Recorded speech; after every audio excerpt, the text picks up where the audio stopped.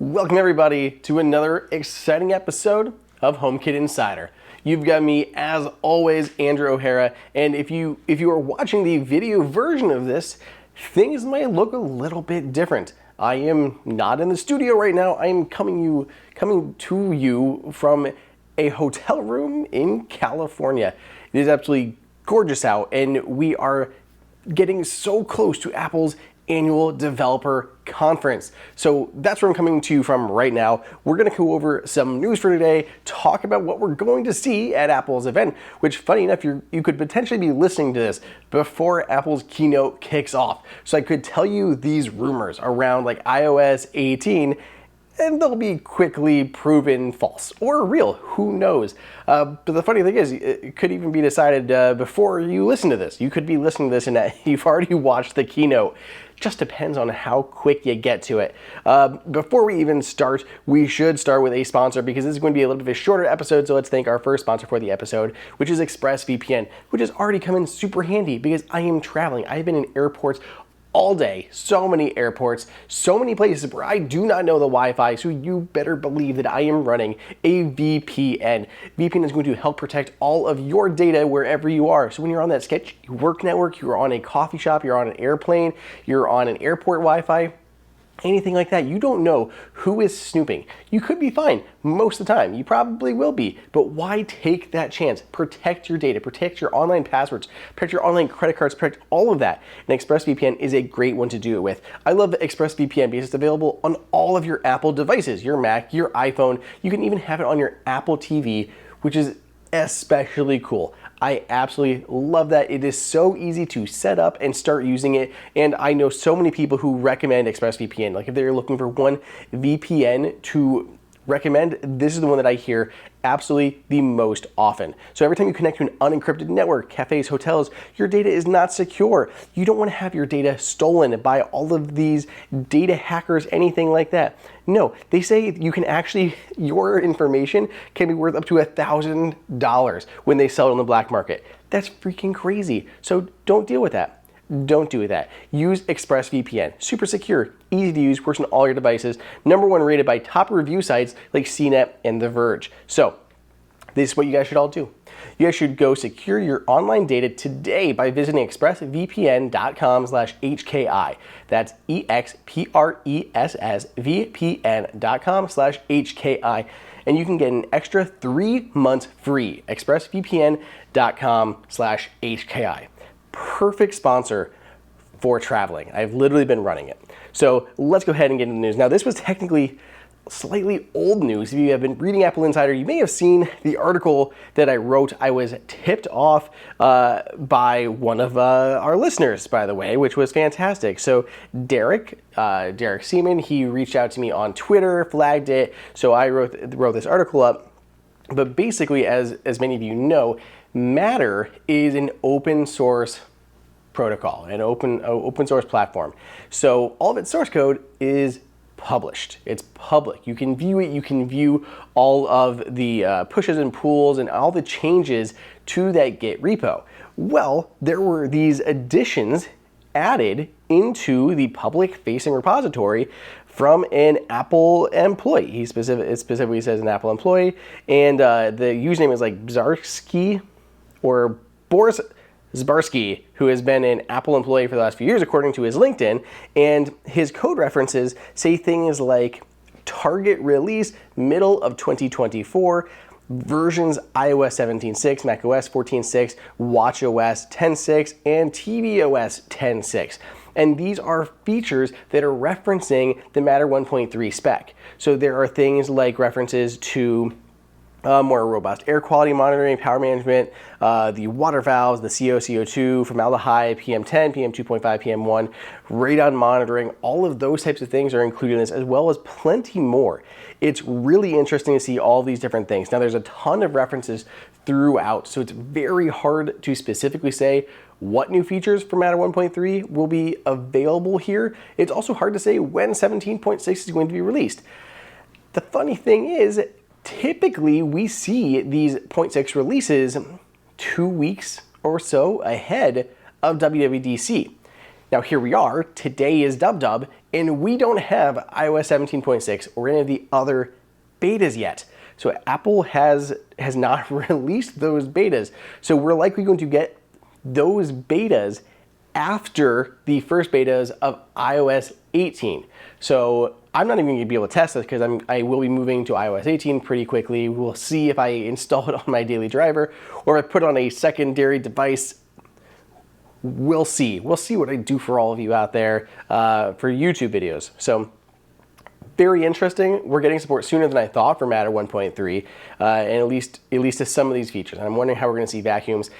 By the way, vacuums, I did see, so my article, someone published it over on Reddit, and there was a lot of discussion on how vacuums, smart vacuums, are going to work in HomeKit. I can tell you exactly how they're going to work. Basically, the mapping functionality is not going to make it over. You're only going to be able to clean your house. So you'll be able to say just like, clean, you can switch modes like vacuuming, mopping, combo, all of that stuff. You can control the power. So like, super suction or light suction, super scrubbing, hard scrubbing, things like that. There'll be return home, resume, all those features, but maps will not be supported. We kind of talked about this when Noah was on, I believe, but being able to map your house with LiDAR and then map those 3D rooms to your home rooms. There's a lot of schema issues here in terms of how that data is stored and relayed between Apple Home and Matter and other platforms. So it does get confusing and a little bit tedious, but the frustrating part is, at least here at launch with vacuums in Matter and in Apple Home, you won't be able to tell it to do certain rooms. It's kind of an all or nothing situation and then switching modes. So hopefully, if anyone who was reading that on Reddit had that question, that helped you out. Next up in the list, this is just crazy and I love it. So friend of the show, Sigmund Judge, he does some crazy stuff. And most recently I saw that he had made his own Magic keyboard for iPad Pro, but he had painstakingly removed all of the black keys and put them on the white keyboard, and it looks amazing. I love the two-tone silver and black look. Well, now he's added again, modding some other crazy stuff. He made the Apple TV Go. Yeah, the Apple TV Go. And if you're wondering, what's an Apple TV Go? Well, because of the ability to plug in things to an iPad, he essentially made a portable Apple TV. So it's an iPad with an Apple TV connected into it that works the Siri remote that he can take with him. The idea is for him, he's out here at CES, or not CES, WWDC. Sigmund, I hope I see you today, since it's Monday that this is out. I usually see you out here every once in a while, so hopefully we'll run into each other again and we can chat, because this is super cool and I love it. But yeah, it just all modded together into one super slim little package. There's a great write-up on Mac Stores, I believe, links in the show notes. So check that out if you're looking to read more about how he did this. But the goal was, when he comes to WWDC, he wants to test these features for Apple TV, and he would usually have to bring a monitor and all these other things. This allows him to test tvOS 18 all in this compact little package. I love it. I'm gonna try to do my own version because I do have my Apple TV and my HDMI adapter and stuff like that. It's not gonna be as nice as his, and he still has that stupid keyboard that's so cool, but it's a really neat thing. So if you're interested in that, check it out. Now, in the last episode, I had mentioned, well, it was the last episode? Yeah, 2 episodes ago with Ecobee CEO, Greg Fike, and we had talked about how to deal with rooms that have less airflow. So what I love about Ecobee is it has that follow me feature. So no matter what room you're in, it'll detect the room that you're in, then adjust your temperature or adjust your AC/heat to make the room that you're in match the temperature that you prefer. So if you have 2 rooms that vary wildly in the temperature, it's always going to make the room that you're in the most comfortable. Super nice feature. My problem is one room in our house has terrible airflow with the AC and the heat. And what ends up happening is my wife will be working in there, and say she wants it to be, warm, it'll heat her room up, but it's so inefficient to heat that room that the rest of the house ends up boiling, or vice versa. Now, I had talked about trying to find these vents that would help pull air through, and I had somebody reach out saying, check out the Flair Vents. Now, I had seen these, and unfortunately, my issue is that my vents are angled. They're like the angled baseboard vents. So they're not on the wall, they're not in the floor, they're angled into the baseboards. It's frustrating for a number of reasons because I could just like cut out the floor a bit, but then I'd have a hole where the baseboard is missing. I could try to move it up onto the wall, but then I'd have a cutout where that carpet is missing. So I have to kind of leave what I have there without getting into a big renovation project. Now, I did reach out to Flair Vents, just their customer service, to kind of ask, and they told me that some people have modded their Flair Vents to create an angled housing for it. And I thought, well, that's a brilliant idea. It's not that hard just to make an angled little bracket to seat that thing in. So thank you for recommending Flair Vent again. I'm glad that I talked to them. I'm going to go hit the wood shop and see if I can make a little housing to put a Flair Vent in.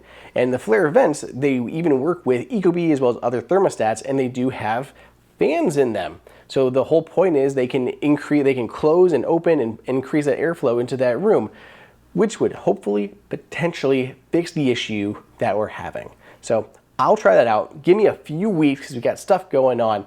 But if I do get around to this, I will report back to you with what I find.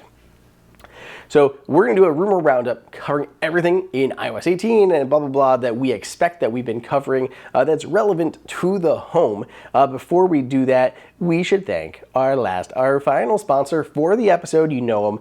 We love them. It is Shopify. Shopify is the ultimate platform that you need when you are building up an e-commerce website. Whether you are starting out, whether you are a massive company, if you are selling online, you should consider selling with Shopify. Shopify has so many benefits. I usually see it from like the customer point of view, right? There's so much that you can do on the customer side that makes Shopify nice. It feels secure because as soon as you're shopping through the website, it looks like a completely, custom website. But when you get to that checkout process, you recognize it instantly as a Shopify platform. So you know that it's safe, you know your card information is secure, just like if you were using a VPN. You know you can trust it at this point.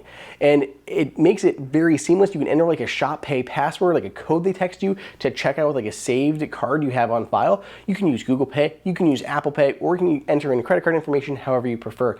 Super seamless as far as checkout goes. Once you check out, you can then get kicked over to the Shop app. Another amazing feature, when you kick to the Shop app, it'll actually pull in your order that you put in and you can track it from the time that you place it to the time it's fulfilled to shipping it. And then once you finally get it, you can then leave a review on that website there. So everyone else knows if they should or shouldn't buy from this store. Now there's all these other new features that I've seen for the Shop app that make it even better. There's like these new AI-powered stuff that can recommend other shops for you based on what you purchased, which I really like. It's really helped in terms of like gift giving because I've looked through there, tried to find other shops that are similar that I hadn't heard about before that use Shopify. Pretty sweet. I also recently learned that Shopify has this whole like POS system for in stores. So you have like online stuff and in-store stuff to bring it all together. That's not even like the notes here. That's not even like what I'm reading. I just heard about that, and I think that's super cool that they were able to add all that together. But I also used to work in development, and I love how easy it is to set up and get going with Shopify. You can sell physical goods, you can sell subscriptions, you can sell software, like digital goods, anything like that you can do with Shopify. You can create coupon codes, you can create gift cards, all of this kind of crazy stuff. A couple things that I like to tout about Shopify. So they help turn browsers into buyers with the internet's best converting checkout, up to 36% better compared to other leading commerce platforms, and sell more with less effort thanks to Shopify Magic, your AI-powered all-star. So here's what you guys can do. Sign up for a $1 per month trial period at shopify.com/HomeKit, all lowercase. Go to shopify.com/HomeKit now to grow your business, no matter what stage you're in. Shopify.com/HomeKit. Thank you as always to Shopify for sponsoring the episode. So let's hit it. Let's talk about Apple's cool stuff at DubDub. I'm beyond excited this year. There seems to be more hype than ever around Apple's developer conference. And there's a few specific things that we are seeing as far as home stuff goes. Starting off, Control Center. Control Center will have multiple pages and it's supposed to be reorganized and allow for better smart home control as well as the other features.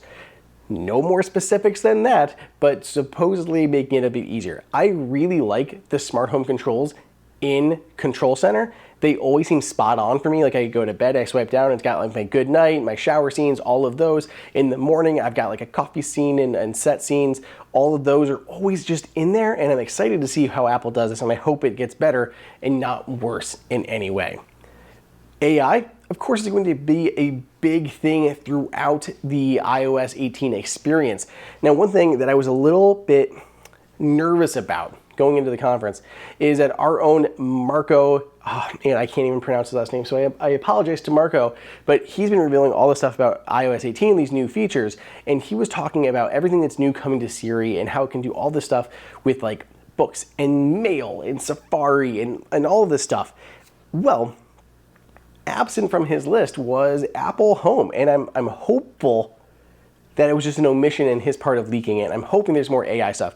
Literally, I would be happy with WWDC if I could just say, hey, Apple Assistant, can you turn on the living room lights to like 50% and make them blue? Like one command where I can string things together. Hey, Apple Assistant, can you turn on the TV in the living room as well as set the blinds to 50% and then set the bunny hutch lights to 10% and make them a warm yellow? Like all of that in one command would be just chef's kiss. I love it. So we'll see if any of that plays out, but it seems like it would fall under that LLM kind of feature that we're supposed to be expecting to see with Apple's Assistant. Almost said the name there, almost did it.